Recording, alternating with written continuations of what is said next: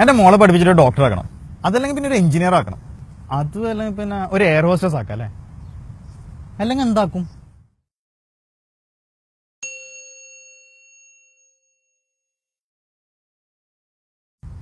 Hello friends, this is Jameel from Z talks. എന്റെ എഡ്യൂക്കേഷനെ പറ്റി പറയുകയാണെങ്കിൽ ഒരു 1ാം ക്ലാസ് തൊട്ട് 5ാം ക്ലാസ് വരെയൊക്കെ നോർമലി പഠിച്ചു പോയി. പിന്നെ 6ാം ക്ലാസ് എത്തിയപ്പോഴാണ് ഞാൻ ആ ചോദ്യം ഫസ്റ്റ് കേട്ടെന്ന് തോന്നുന്നു, നിങ്ങളുടെ എംബിഷൻ എന്താണ്? അതും അടുത്ത പീരീഡ് എന്താണെന്ന് അറിയാത്ത നമ്മളോട് ചോദിക്കുന്നത് നിങ്ങളെ എംബിഷൻ എന്താണെന്നല്ലേ. അപ്പോൾ ആ സമയത്തൊരു ട്രെൻഡ് ഉണ്ടായിരുന്നു, സോഫ്റ്റ്വെയർ എഞ്ചിനീയർ ആണെന്ന് പറയല്. അങ്ങനെ നമ്മൾ ആദ്യം പറയുമ്പോൾ തന്നെ അവിടെ നോക്കി ഇങ്ങനെ ഓരോ ആൾക്കാർ പറയുന്നുണ്ട്, അതെന്തൊക്കെ പറയുന്നല്ലേ, അതിൽ കൂടുതലുണ്ടായാലും സോഫ്റ്റ്വെയർ എഞ്ചിനീയർ ആണ്. അപ്പോൾ എണീച്ചെന്ന് പറയും സോഫ്റ്റ്വെയർ എഞ്ചിനീയർ ആണോ. അങ്ങനെ 6ലും 7ലൊക്കെ പഠിക്കുന്ന സമയത്താണ് ഞാൻ എൻ്റെ ലൈഫിൽ ഒരു പുതിയ ഫ്രണ്ടിനെ പരിചയപ്പെട്ടത്. മൂപ്പരെ പേര് നിങ്ങൾക്ക് എല്ലാവർക്കും അറിയായിരിക്കും, മൂപ്പരെ പേര് പേടി. മൂപ്പര് പൊതുവെ എപ്പോൾ വരാൻ അറിയോ, ഈ എക്സാം ഒക്കെ വരുമ്പോൾ തലേന്ന് വന്നിട്ട് നമ്മൾ പഠിക്കുമ്പോൾ അതിന്റെ അടുത്തിരിക്കും. എന്നിട്ട് നമ്മളിങ്ങനെ പഠിക്കുമ്പോൾ മൂപ്പര് അടുത്തിരിക്കും, പഠിക്ക്. എന്നിട്ടോ നമുക്കാണെങ്കിൽ ഒന്നും പഠിക്കാനും കഴിയില്ല. എന്നിട്ട് എക്സാം വരും, എക്സാമിന് പതുപോലെ തോക്കും. അത് കഴിഞ്ഞിട്ട് പേപ്പർ കിട്ടുമല്ലോ, പേപ്പർ കിട്ടുന്ന സമയത്ത് 1-2 വിഷയത്തിൽ എന്തായാലും തോറ്റിട്ടുണ്ടാവും. ആ തോറ്റ വിഷയങ്ങൾ നമ്മൾ വീട്ടിൽ റിസൾട്ട് പറയില്ല. വീട്ടിൽ നിന്ന് ഉമ്മയൊക്കെ ചോദിക്കും, എടാ ആ പേപ്പർ കിട്ടിയാ? അപ്പൊ നമ്മൾ പറയും, ഇല്ലമ്മ കിട്ടിയില്ല, മിസ് വന്നിട്ടില്ല. പിന്നെയും അടുത്ത ആഴ്ചയും ഉമ്മ അതേ ചോദ്യം ചോദിക്കും, എന്താടാ പേപ്പർ കിട്ടിയില്ല? ഇല്ലമ്മ മിസ്സിന് സുഖമില്ല. അങ്ങനെ ഓരോന്ന് പറഞ്ഞ് ആ ഒരു 2 തോറ്റ പേപ്പറിലെ അത് മാത്രം ഒരു 3-4 ആഴ്ച കഴിഞ്ഞിട്ട് കിട്ടും. അപ്പൊ നോർമലി ഞാൻ പുതിയൊരു കാര്യം കൂടി പഠിച്ചു, എന്ത്? ഉപ്പാനോടും ഉമ്മാനോടും നൈസായിട്ട് കളവ് പറയാൻ പഠിച്ചു. 10ാം ക്ലാസ് പാസ്സായപ്പോഴാണ് എന്റെ ലൈഫിലെ മോസ്റ്റ് ഇമ്പോർട്ടന്റ് ഡിസിഷൻ എടുക്കേണ്ട ടൈം വന്നത്. എന്താണെന്നല്ലേ, നമ്മുടെ നാട്ടില് 2 സ്കൂളുണ്ട്, +2ന് 100% റിസൾട്ട് കിട്ടുന്ന ഒരു 2 സ്കൂളുണ്ട്. അതിലേതെങ്കിലും ഒന്നിൽ അഡ്മിഷൻ കിട്ടണം. അല്ലാതെ എന്റെ ഫ്യൂച്ചർ പ്ലാൻ എന്താണെന്നല്ല കേട്ടാ, ഞാൻ ആ സ്കൂളിൽ ഏതിൽ പഠിക്കണം, ആ സ്കൂളിൽ ഏതൊക്കെ കോഴ്സ് അവൈലബിൾ ആണ് അതൊന്നും അറിയണ്ട. ആ സ്കൂളിൽ സയൻസ് ഉണ്ട്, അത് എനിക്ക് പഠിക്കണം. അപ്പൊ ആ പഠിച്ച 12 വർഷത്തിനിടക്ക് ഞാൻ ഏറ്റവും കൂടുതൽ കേട്ട ഡയലോഗ് എന്താ അറിയോ? അവനെ കണ്ടുപിടിക്ക്, ഇവനെ കണ്ടുപിടിക്ക്, അവൻ നിന്നേക്കാൾ ബെറ്റർ ആണ്, ഇവൻ നിന്നേക്കാൾ ബെറ്റർ ആണ്. അവർ എന്നെ ഒരുപാട് പേരായിട്ട് കമ്പയർ ചെയ്യായിരുന്നു. ഈ അവർ എന്ന് വെച്ചാൽ എന്റെ പേരൻസ്, ഉമ്മയായാലും ബാപ്പയായാലും, അവർ ഒരുപാട് പേരായിട്ട് എന്നെ കമ്പയർ ചെയ്യായിരുന്നു. അപ്പൊ അവർ കമ്പയർ ചെയ്യാൻ തുടങ്ങിയപ്പോൾ ഞാനും എന്നെ കമ്പയർ ചെയ്യാൻ തുടങ്ങി. അവർ കമ്പയർ ചെയ്തത് ക്ലാസ്സിൽ ഏറ്റവും കൂടുതൽ പഠിക്കുന്ന കുട്ടികളായിട്ട്, ഞാൻ എന്നെ കമ്പയർ ചെയ്തത് ക്ലാസ്സിൽ ഏറ്റവും കൂടുതൽ പഠിക്കാത്ത കുട്ടികളായിട്ട്. ആ സമയത്ത് തോറ്റെന്ന് പറയുന്നതിന് പകരം ഞാൻ ഫസ്റ്റ് പറയില്ലേ, അഫ്സലും തോറ്റുന്നു, അല്ല പിന്നെ മുറാദും തോറ്റുന്നു. അപ്പൊ അവർ എന്നോട് പറയുന്നൊരു കാര്യമുണ്ട്, അവരുടെ കാര്യം തന്നെ നീ നോക്കുന്നു, നിനക്ക് നിന്റെ കാര്യം നോക്കിയാൽ പോരെ. എനിക്ക് അങ്ങോട്ട് തിരിച്ചു ചോദിക്കണമെന്നുണ്ടായിരുന്നു, നിങ്ങൾക്ക് എന്റെ കാര്യം മാത്രം നോക്കിയാൽ പോരെ, നിങ്ങൾ എന്തിനാ അവരുടെ കാര്യം നോക്കുന്നു? പക്ഷെ ചോദിക്കാൻ പറ്റില്ലല്ലോ, ഉപ്പയും ഉമ്മയും അല്ലേ, പാടില്ലല്ലോ. അങ്ങനെ ഈ വക പ്രശ്നങ്ങളൊക്കെ കഴിഞ്ഞിട്ട് ഞാൻ എന്റെ +2 കഴിഞ്ഞപ്പോഴാണ് എന്റെ 2ാമത്തെ ഫ്രണ്ടിനെ ഞാൻ പരിചയപ്പെടുന്നത്. പുള്ളിയുടെ പേര് സ്കോപ്പ്. അങ്ങനെ സ്കോപ്പ് നോക്കിയിട്ട് കമ്പ്യൂട്ടർ എഞ്ചിനീയറിംഗ്, സോഫ്റ്റ്വെയർ എഞ്ചിനീയറിംഗ്, അത് ഞാനും എടുത്ത് എഞ്ചിനീയറിംഗ് കോളേജിൽ കൊണ്ടുപോയി ചേർത്തണം. അപ്പൊ അതുവരെ ഞാൻ എന്ത് പഠിക്കണമെന്ന് എന്റെ ഇക്കാക്കന്മാരോടൊക്കെ ചോദിച്ചപ്പോൾ അവരൊക്കെ പറഞ്ഞത് കമ്പ്യൂട്ടർ എഞ്ചിനീയറിംഗ് നല്ല സ്കോപ്പാണെന്നാണ്. അപ്പൊ എന്റെ മനസ്സിൽ ഇത് വിചാരം, കമ്പ്യൂട്ടർ എഞ്ചിനീയറിംഗ് എന്ന് പറഞ്ഞാൽ നമ്മൾ ചെറുപ്പത്തിൽ പെയിന്റ്, മൈക്രോസോഫ്റ്റ് വേർഡ്, കുറച്ച് എക്സൽ വിവരം, അതൊക്കെ വെച്ചിട്ട് എന്തെങ്കിലും സംഭവമായിരിക്കും എന്നാണ് ഞാൻ വിചാരിച്ചത്.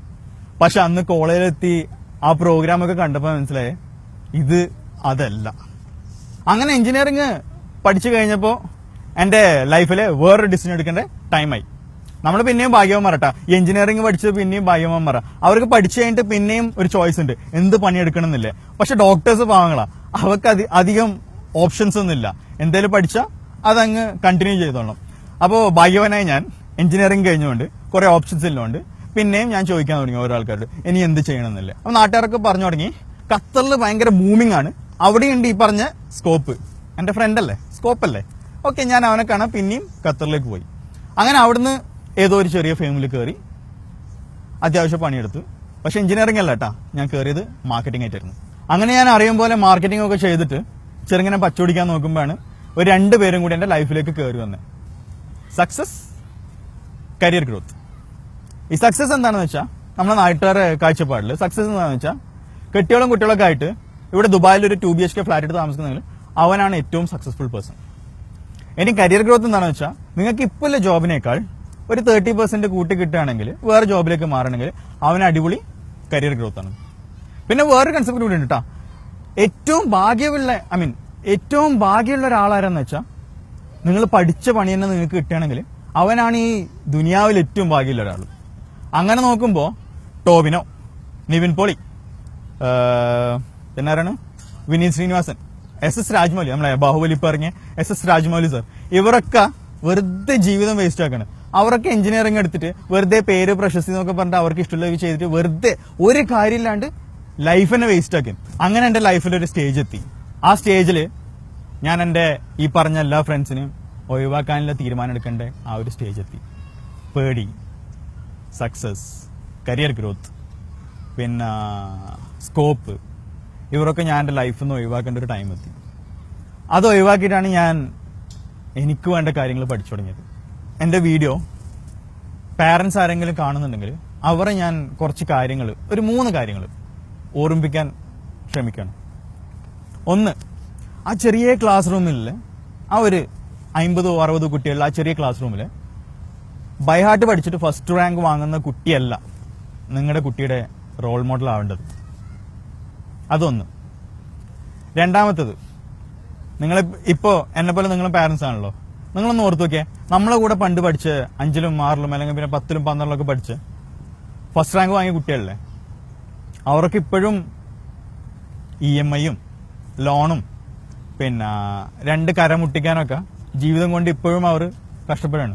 അവർ വലിയ നിലയിലൊന്നും എത്തിയിട്ടില്ല. മൂന്നാമത്തെ കാര്യം, നമ്മുടെ മക്കളെ നിർബന്ധിക്കുകയാണെങ്കിൽ, പൈസ കൊടുത്ത് നിർബന്ധിക്കുകയാണെങ്കിൽ, ഐ മീൻ കാശൊക്കെ കൊടുത്ത് കോളേജിലൊക്കെ ചേർത്ത് നിർബന്ധിക്കുകയാണെങ്കിൽ അവർ എന്തായാലും പഠിച്ച് പാസ്സാവും.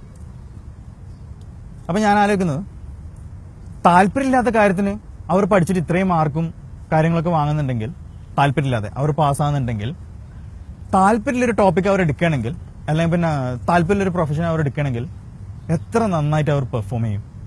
അപ്പൊ ആ 3 കാര്യങ്ങൾ ജസ്റ്റ് ഒന്ന് നിങ്ങളെ മക്കളെ എഡ്യൂക്കേഷൻ നിങ്ങൾ പ്ലാൻ ചെയ്യുമ്പോൾ ഈ 3 കാര്യങ്ങളൊന്ന് കൺസിഡർ ചെയ്താൽ വളരെ നന്നായിരിക്കും. ഇത്രയും ആയപ്പോൾ ഞാൻ ഒരു കാര്യം തീരുമാനിച്ചു.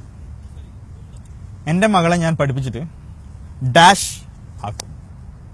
ആ ഡാഷ് അവള് ഫില്ല് ചെയ്യട്ടെ, അവള് തീരുമാനിക്കട്ടെ അവൾക്ക് എന്താവണമെന്നല്ലേ, അല്ലേ? അല്ല എൻ്റെ ശരി. So my friends, thank you for watching my video. If you find this helpful, please share it with your friends and family. Thank you.